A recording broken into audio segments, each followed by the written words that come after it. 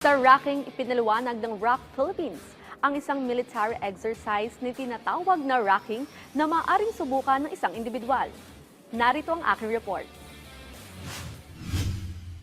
Hanap mo ba ang military type exercise habang nag-hike, naglalakad o tumatakbo? Maaari nang lumahok sa Rock Philippines na pinamumunuan ni Kush Evangelista at Richie Bakirin. Dito ipinaliwanag nila ang pinagmulan ng rocking. It's from the German Ruck, which means back. So when we say rucksack, it's a backpack. So basically, rucking is walking with a weight on your back, or even a weighted vest. So it's a low-impact exercise based on military training workouts.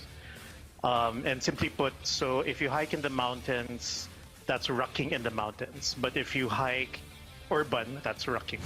Dagdag pa ni Coach Kush na makakatulong ang rocking sa pangangatawan ng isang individual dahil mas mapapalakas ang kanilang stamina, endurance at iba pa. Paglilinaw naman ni Richie na mahalaga pa rin kumonsulta sa mga coaches kung gaano kabigat ang maaaring buhati ng isang kalahok at kung gaano kalayo ang maaari nilang lakbayin. Ngayong taon naman, patuloy yung paghahanda ng Rock PH sa mga i-organisa nilang rock events sa iba't ibang bahagi ng bansa. We have monthly rock events that we're organizing, and we have rock events or rocking activities that we hold in BGC Taguig, UP Diliman, Quezon City, in Makati. If you're looking for like a rock activity that you want to join, just find us on our social media, Rock PH, RUCKPH, and then we have our regular rocking schedule there. Our next rocking event actually is going to happen next week, Sunday.